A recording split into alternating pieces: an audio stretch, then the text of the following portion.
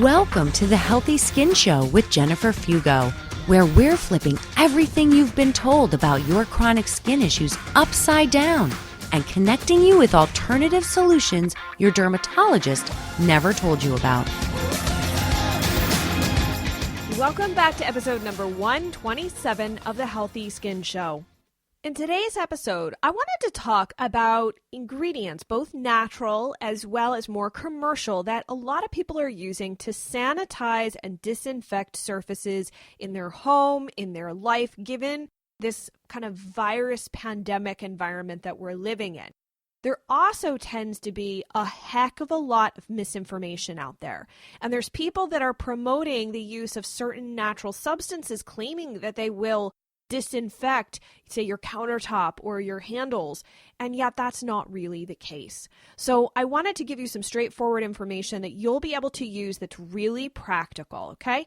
I brought on a guest because this is not my area of expertise. You may remember Laura Adler. She's been on the show before. She's an environmental toxins expert and educator who teaches nutritionists, nurses, doctors, and other holistic health practitioners how to eliminate the number one big thing holding their clients back from seeing results, which is really the unaddressed link between chemicals and chronic health problems. She also trains practitioners to understand how these everyday toxic exposures can really cause issues. And she really knows a ton about this stuff, guys, and she's very practical, which is what I love about her. So I'd like to dive into that conversation to make sure that you guys can get access to this and start putting this stuff into practice so that way you don't have to stress and worry about what you're doing at home and whether it's actually working, especially given that a lot of store shelves are completely empty right now of a lot of cleansers and disinfectants. That way you can just start putting this stuff into practice, all right? So let's dive into that conversation.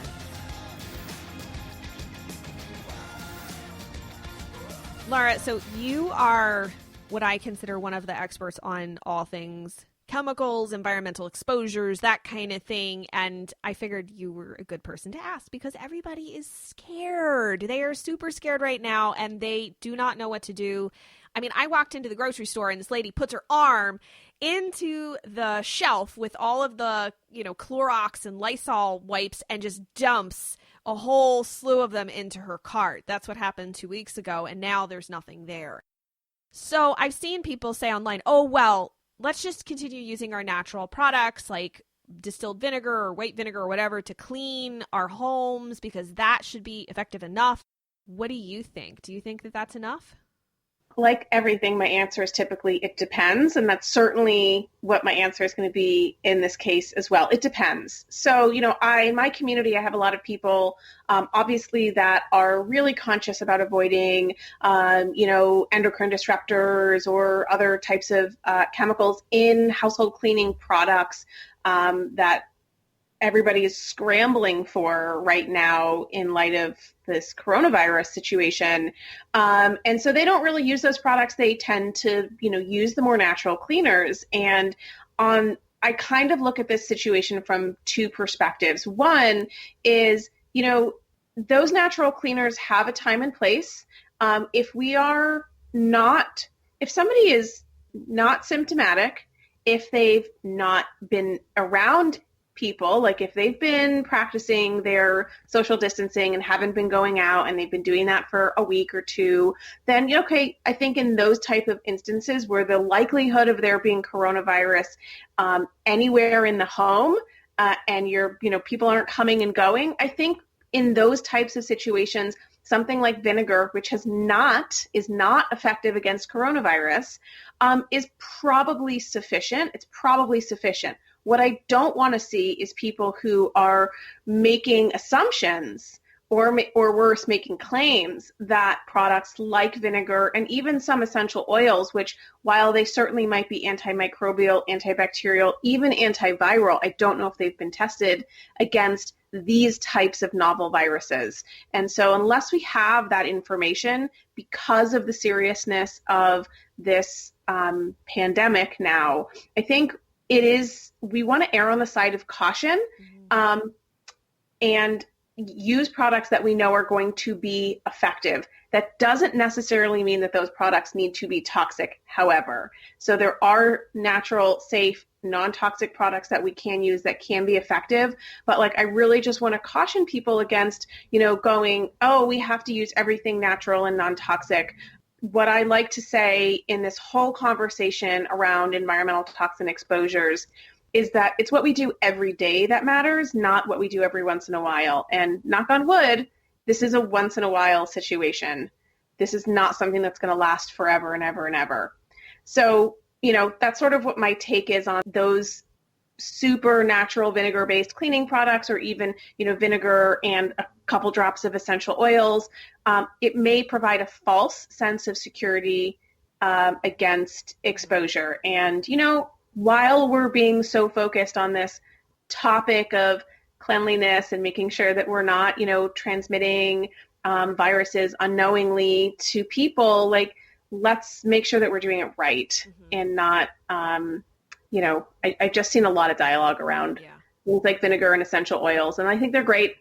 I don't know if they're great in this situation. Yeah. From a more official sense, what I've read is that it's ethyl alcohol, it's 70%. It has to be 60% by volume of the product. And that's typically for hand sanitizers, but it really applies to anything else. It just has to be at least 60% by volume in order for it to be effective as an antiviral, which it is. It is effective. Again, there's pros and cons. So for people that are going the route of ethyl alcohol, hand sanitizers, or even ethyl alcohol-based cleaning products. First of all, it's hard to get ethyl alcohol right now. Yeah.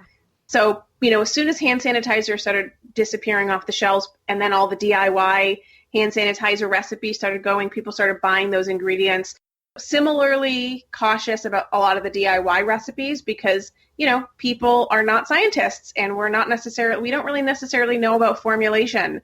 And so I'm not concerned about people making a mixture that's going to be harmful. I'm concerned about people making a mixture that's not going to be effective and them proceeding as if it's effective. And I also wanted to add, recently I saw that a local distillery near me is actually going to start distilling that type of alcohol that they were willing to share with their community. So if you guys can't find it, maybe look for a local distillery and see if they have access to producing it or selling it, or even some are giving it away in their community. So that may be a good tip for you. Is bleach effective as well that you know of? It is. I think it's a 10% bleach solution. It is, bleach is also very caustic. And for people that do have skin issues and respiratory issues, which, that is certainly a concern for people that might be dealing with coronavirus, that they're going to go, I'm going to pull out the big guns, or maybe it's not coronavirus and they just have some respiratory, the regular flu or a cold or something like that. Those type of bleach at that concentration is a respiratory irritant. And we don't need respiratory irritation in the midst of a virulent lower respiratory disease. So, it is effective, but I also think there's some downsides. And, I very much feel like if we have a choice, and certainly not everyone has a choice, if we have a choice, let's use what's safer while still being effective. All that somebody has access to is products like the Clorox wipes and bleaches and all those things. Fine, use them. Don't use them long term, but use them in the short term. They are effective, but they're not personally my favorite because there's some downsides to them. So what would be some better options then? And are there better options or other options? I don't even know if better is even the right word, to be honest with you at this point. Yeah, there definitely are better options. So I like to remind people, first of all, we know that soap and water is more effective than alcohol-based hand sanitizers or any of these others. It is the most effective, period, end of story. Soap. You can make a mixture of soapy water and wash down all your hard surfaces. You do not need to go out and buy a Clorox product or any other antibacterial, antimicrobial product. You can use soap and water not only on your body, but on hard surfaces that you would normally be cleaning anyway, your kitchen counters, your TV remotes, even your phone, doorknobs, all of those things. And that's actually what I've been doing in my home is I'm just making, a little bowl of hot soapy water, and I'll take a microfiber cloth, soak it, and then I'm wiping everything down once a day. I'm not really leaving my house very much right now, so I'm not really too concerned. And I also want to remind people too, this doesn't mean that it has to be an antibacterial soap, because remember, antibacterial is for bacteria. It's not effective on viruses. And it's just not necessary. It's not necessary in this instance. So, viruses are very easily destroyed in the presence of soap. Let's use that. Like, you can take a bar of soap, rub it on a wet cloth, wipe stuff down. That will work. It's easy. It's cheap. Everybody hopefully has some soap in their house, even if it's what's in your shower. It's still soap. It will still work. That's the best recommendation that I can make. It doesn't require us to go out and panic shop like the lady that you saw in the store, selfishly taking all of these products. It doesn't require that. So we can proceed with a level head when we have this information at our disposal that soap works best. Let's use soap. If for whatever reason we don't feel comfortable and we want to find something that works a little bit better, there are companies that produce products that are made with what's called hypochlorous acid. Hypochlorous acid is actually what our white blood cells produce when they are trying to fight an infection, including viruses. So it's what our defense mechanism is inside our own body, is hypochlorous acid, which hypochlorous acid is produced not in the cells, but in these commercial products with tap water. Hopefully, let's just use filtered water because that's a whole other topic, but let's just say tap water, a very precise amount of salt, and in some cases salt and vinegar. And then electricity is introduced, and there is a chemical reaction that produces what's called hypochlorous acid. It is in the chlorine family, so it is in that family, but it is like 0.00001, something like that, a lot of zeros, weaker than Clorox chlorine type mixture. It's totally safe to use on your hands, on your face, on objects in your home, and it has been approved by the CDC for coronavirus on hard surfaces. So hospitals use it to disinfect rooms. They pump hypochlorous acid into the air. It's totally fine. They use it for wound care. Tattoo artists will sometimes use it after tattoo aftercare. And I've even seen some products that are marketing towards acne skin to eliminate some of that bad bacteria that's on the skin.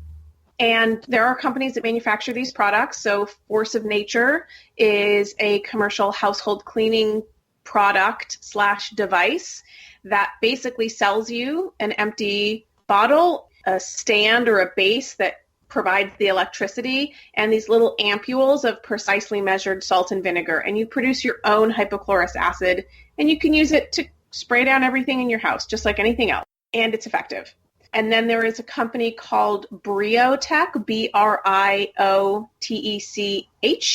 Briotech, and they make a topical skin spray that would be a great alternative to hand sanitizers. It's not drying like alcohol is drying. So those are two products. I don't want people to go rush out and I gotta buy this stuff right now because, again, soap and water will work in the interim. If you want to have these things on hand for the future, great. I know as of our recording this today, those companies are really being slammed with orders, and so just know that.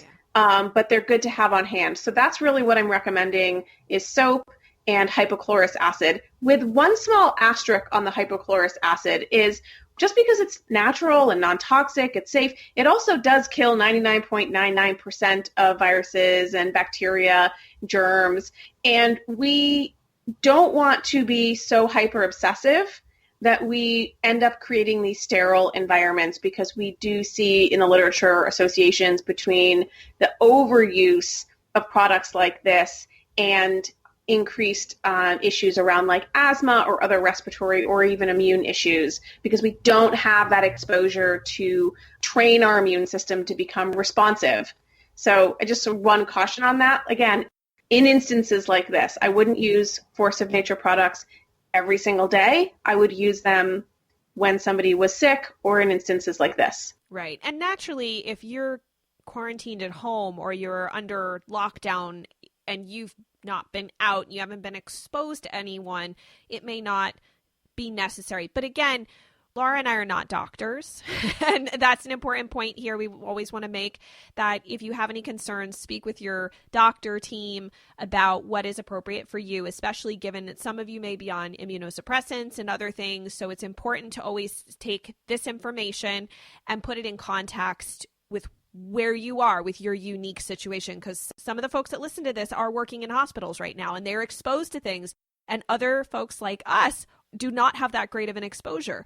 So you have to keep all of this in context and say, how can I take this and mindfully use it so that I'm respectful of what other people may need, right? So we don't take and hoard access to some of these things, like that woman who, I'm sure, I'm not judging, I just was a little taken back, probably not the best thing to do. But then again, how do I know she doesn't work in a facility that did have a lot of exposure? Maybe she worked in the senior center. I have no idea.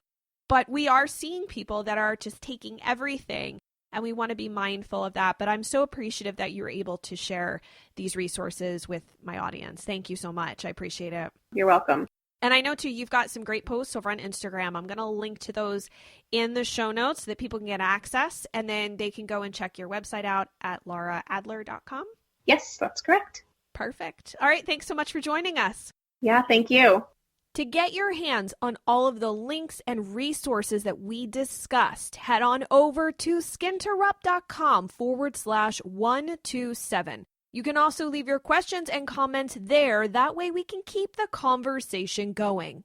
This is a great episode to share with pretty much everybody you know, because frankly, we're all in the same boat on this. Everyone I know is struggling to find cleansers and disinfectants and even this rubbing alcohol that they need in order to disinfect their home or surfaces that are commonly shared or touched. So make sure to pass along this information to everyone you know. That way we can get these simple tips in the hands of our friends and family who need them most. And before you head out, make sure to head on over to your podcast platform of choice, rate, review the show, and then hit the subscribe button. That way the next episode lands on your mobile device. Thank you so much for tuning in. I wish you much health in these strange times, and I look forward to seeing you in the next episode.